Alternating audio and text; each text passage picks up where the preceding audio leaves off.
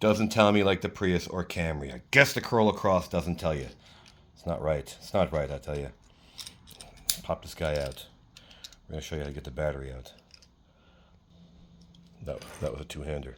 But this one, check this out. You can do this with one hand. Ho.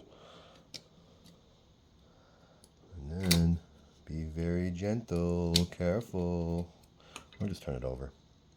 That's a big ass battery. What is this? 2450? Oof.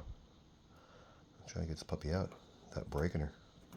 Looks like these two are the weaker ones, so you probably have to pull these out. Let's see. You see?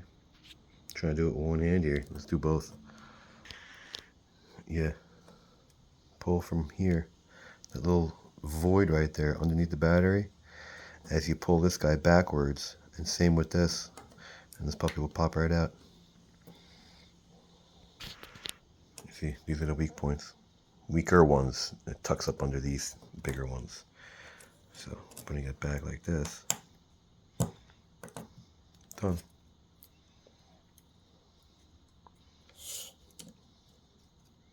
There you have it.